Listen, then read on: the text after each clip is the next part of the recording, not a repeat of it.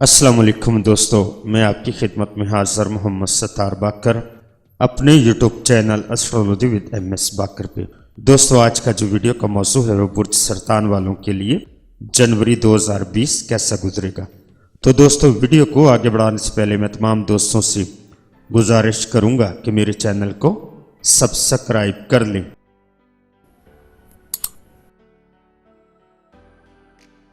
یکم تا 8 جنوری اس ہفتے آپ کی شریک حیات کا مزاج کافی اچھا رہے گا، رومانیت کا عنصر موجود رہے گا۔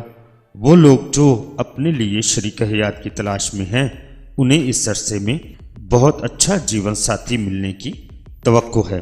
وہ لوگ جو دوسری یا پسند کی شادی کرنا چاہتے ہیں، ان کی راہ میں بھی کافی زیادہ آسانیاں پیدا ہوں گی۔ اس ہفتے میں گھریلو اور کاروباری مسائل حل کر سکیں گے۔ روپے پیسے کے لین دین میں احتیاط برتیں۔ شریک حیات کی صحت جسمانی کا بھی خاص خیال رکھیں، اور شادی کے خواہش مند افراد کی شادی خانہ آبادی بھی طے پا جائے گی۔ کاروبار میں منافع بدستور اس ہفتے بھی قائم رہے گا۔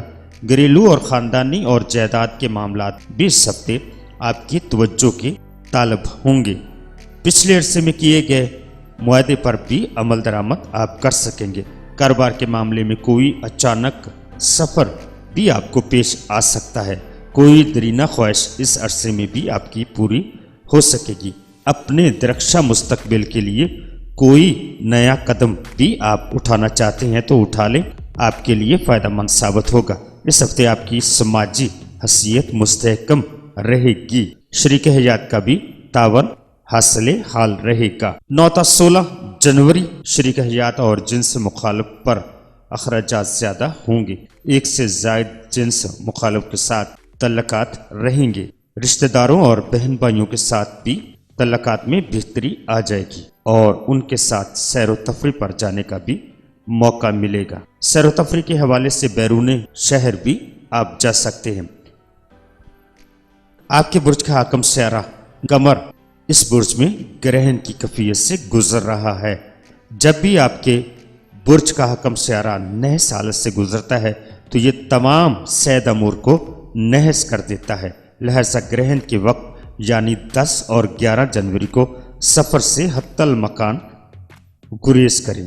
یہ ایام شادی بیاہ نکاح کے لیے بھی بالکل موافق نہیں ہوتے۔ اپنے برج کے مطابق صدقہ دیں یا مچھلیوں کو خوراک ڈالیں۔ اس دوران میں 2 رکعت نماز خسوف ادا کریں۔ چاند گرہن کی ویڈیو بھی بنا دوں گا تاکہ کسی بھی ممکنہ نقصان و حادثات سے بچا جا سکے۔ حاملہ خواتین گرہن کی اوقات میں کھلے سین میں نہ نکلیں۔ جتنا ہو سکے قرآن پاک کی تلاوت کریں۔ کینچی یا چھری کا استعمال بھی نہ کیا جائے تو بہتر ہے۔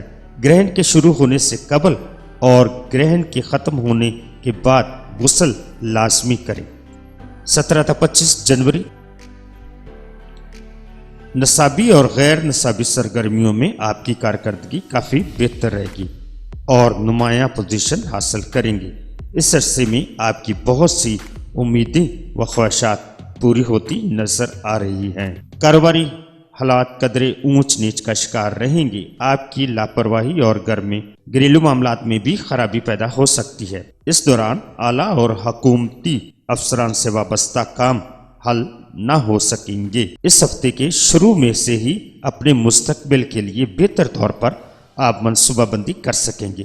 کاروبار تبدیل کرنا چاہتے ہیں تو یہ وقت آپ کے لیے بہت اچھا ہے اور اس میں آپ کو فوائد بھی حاصل ہوں گے۔ گھریلو کاروباری اور جائیداد کے مسائل کو بھی اگر حل کرنا چاہتے ہیں تو وہ بھی آپ کر لیں۔ شریک حیات کی صحت کا بھی اس ہفتے خاص خیال رکھیں، ورنہ کسی پریشانی کا سامنا ہو سکتا ہے۔ گھریلو مصروفیات میں اس ہفتے اضافہ ہوگا۔ کوئی گھر میں تقریب منعقد کرنا چاہتے ہیں تو کر لیں۔ کوئی کاروباری معاہدہ اگر آپ اس دوران طے کرنا چاہتے ہیں تو وہ بھی کر لیں۔ اس ہفتے مصروفیات میں بھی آپ کی اضافہ ہوگا۔